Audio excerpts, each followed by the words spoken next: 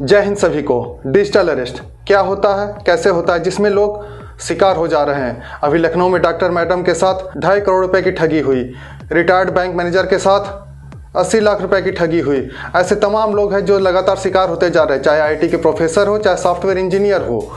और पैसे न होने की दशा में लोग 17 दिन तक कमरों में बंद रहे।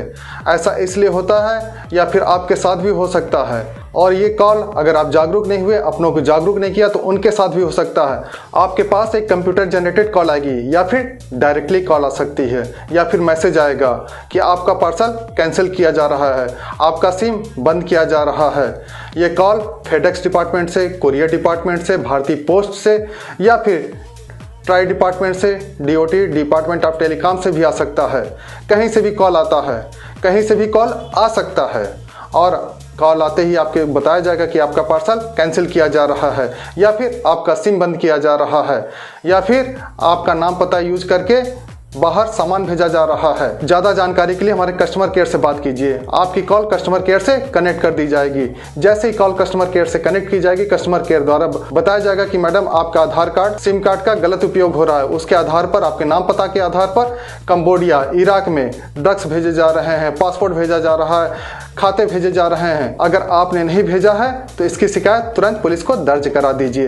पहले तो उसने डरा दिया, फिर डराने के बाद आपको बचने का तरीका बताया कि आप इसको पुलिस में शिकायत दर्ज करा दीजिए। लेकिन यहाँ पे डराने और बताने के बाद प्रक्रिया चलती रहेगी और बताया जाएगा कि मैडम आपको पुलिस में शिकायत दर्ज कराना है तो सबसे पहले नोट कर लीजिए क्या क्या सामान मिला है। 4 ड्रग्स के पैकेट, MDM, पासपोर्ट, खाता या फिर ट्राई डिपार्टमेंट से, ड्यूटी से रहेगा कि आपके सिम कार्ड का गलत यूज हुआ है, आपके सिम कार्ड पे मनी लॉन्ड्रिंग हुई, ये हुआ है, वो हुआ है।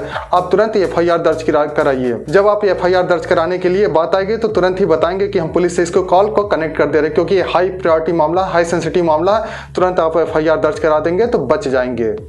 जैसे ही FIR दर्ज कराने के लिए पहले यहाँ पे डरा दिया, फिर बचने का तरीका बताया और फिर पुलिस से कॉल को कनेक्ट कर दी जाएगी।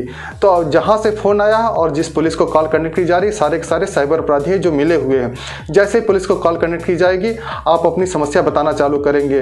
बताएंगे कि हाँ, मेरे नाम पर ये सामान जा रहा था, ये जा रहा था। पुलिस अच्छे से बात करते हुए जो साइबर अपराधी है आपका FIR ऑनलाइन नोट करना चालू करेगी। तभी पीछे से आवाज़ आएगी, अरे इनका तो नाम का मनी लॉन्ड्रिंग हो रखा है, इनके नाम पर ह्यूमन ट्रैफिकिंग हो रखा है, इनके नाम पर ये हो रखा है, इनके नाम पर वो हो रखा है। फिर पुलिस अधिकारी द्वारा बताया जाएगा, मैम आपके नाम का गलत उपयोग 4-5 जगह हुआ है, जिसमें करोड़ों का हेर फेर हुआ है, करोड़ों का लेन देन हुआ है। इसकी जांच हम करेंगे, पूरी करेंगे।